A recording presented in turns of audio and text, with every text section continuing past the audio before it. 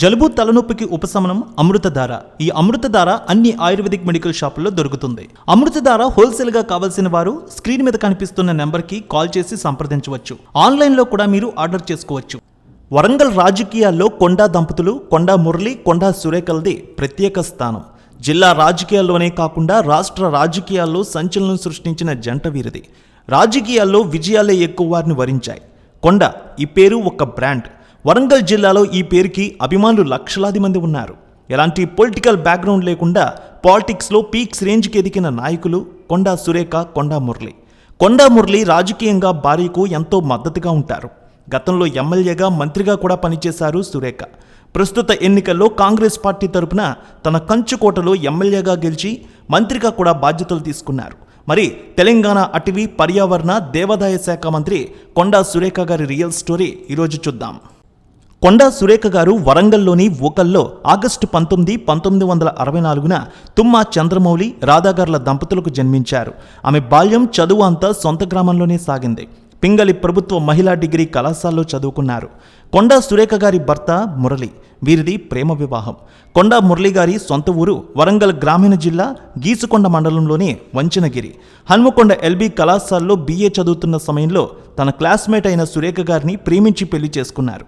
అయితే మురళికి rowdy background ఉందని, ప్రేమ పెళ్లి వద్దని కజిన్ అలాగే కుటుంబ సభ్యులు చెప్పారు. కానీ సురేఖ గారు మురళి గారిని ప్రేమించి తిరుపతిలో పెళ్లి చేసుకున్నారు. మురళి సురేఖ దంపతులకు ఒక కుమార్తె శ్రీమతి సుస్మితా పటేల్. పొలిటికల్గా లేచిపడిన కెరటం కొండా కుటుంబం. కొన్ని వందల మంది అనుచరులకి నేనున్నా అని భరోసా ఇచ్చే ఫ్యామిలీ కొండా ఫ్యామిలీ. కొండా మురళి ఆయన భార్య కొండా సురేఖని రాజకీయాల్లోకి తీసుకువచ్చారు.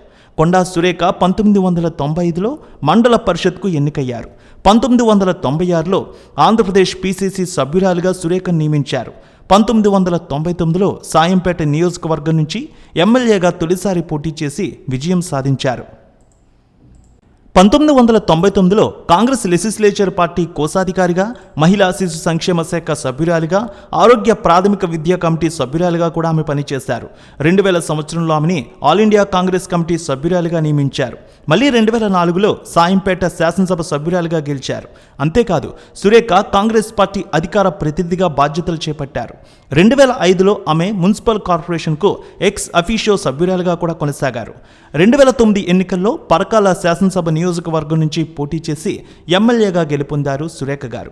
వైఎస్ రాజశేఖర రెడ్డి గారు ముఖ్యమంత్రి అయినప్పుడు ఆయన మంత్రివర్గంలో ఆమె మహిళాభివృద్ధి, శిశు సంక్షేమం, బదిలీల సంక్షేమ శాఖ మంత్రిగా కూడా పనిచేశారు. ముఖ్యమంత్రి వైఎస్ రాజశేఖర రెడ్డి గారి అకాల మరణం తర్వాత ఆయన కుమారుడు వైఎస్ జగన్మోహన్ రెడ్డికి మెజారిటీ సభ్యుల మద్దతు ఉన్నప్పటికీ ముఖ్యమంత్రి పదవిని ఇచ్చేందుకు కాంగ్రెస్ అధిష్టానం నిరాకరించింది. దీంతో ఆమె తన ఎమ్మెల్యే పదవికి రాజీనామా చేశారు.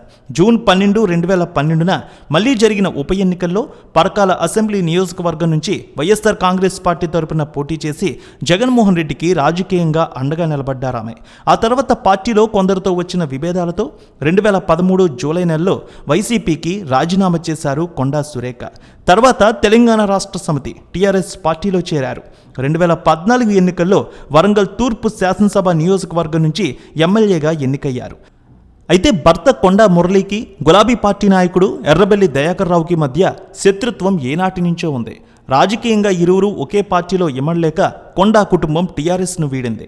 2018లో మళ్ళీ కాంగ్రెస్ పార్టీలో చేరారు కొండా కుటుంబ సభ్యులు. 2018 ఎన్నికల్లో పరకాల నుంచి ఆమె పోటీ చేశారు. కానీ ఈ ఎన్నికల్లో ఓటమి పాలయ్యారు.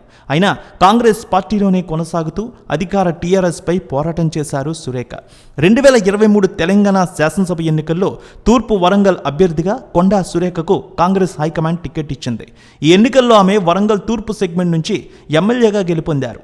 15,652 ఓట్ల మెజారిటీతో బీజేపీ అభ్యర్థి ఎర్రబెల్లి ప్రదీప్ కుమార్పై ఘన విజయం సాధించారు సురేఖ. తెలంగాణ రాష్ట్రంలో కాంగ్రెస్ పార్టీ అధికారంలోకి వచ్చింది. రేవంత్ రెడ్డి ముఖ్యమంత్రి అయ్యారు. ఆమెకి కేబినెట్లో అవకాశం కల్పించారు. తెలంగాణ అటవీ, పర్యావరణ, దేవాదాయ శాఖ మంత్రిగా కొండా సురేఖ గారు సేవలందిస్తున్నారు. ఇక కొండా కుటుంబం ఆస్తి సుమారు 15 కోట్ల రూపాయల వరకు ఉంటుందంటారు. పలు వ్యాపారాలు కూడా నిర్వహిస్తూ ఉన్నారు కొండా మురళి. కొండా సురేఖ రాజకీయంగా ముందు ఉన్న భర్త మురళి ఆమెను ఎంతో ప్రోత్సహిస్తారు. సమాజ సేవలో కూడా ఈ భార్యాభర్తలిద్దరూ ముందు ఉంటారు. ఏ పార్టీలో ఉన్నా పార్టీ తరపున కార్యకర్తలకు, అలాగే ముందు నుంచి వారి వెనుక ఉన్న కార్యకర్తలకు ఎంతో సపోర్ట్గా నిలుస్తారు కొండా మురళి, కొండా సురేఖ. ఎంతో మందికి అండగా నిలిచారు జిల్లాలో. సమాజ సేవ కోసం చాలా నగదు ఖర్చు చేశారు. సెన్సేషనల్ డైరెక్టర్ రామ్ గోపాల్ వర్మ కొండా మురళి జీవితంపై కొండా అనే సినిమా కూడా తీశారు. తెలంగాణ అటవీ, పర్యావరణ, దేవాదాయ శాఖ మంత్రిగా సేవలందిస్తున్న సురేఖ గారు ప్రజాసేవలో మరింత మందికి సహాయం అందించాలని, ఆమె లైఫ్ మరింత బాగుండాలని మనం కూడా కోరుకుందాం.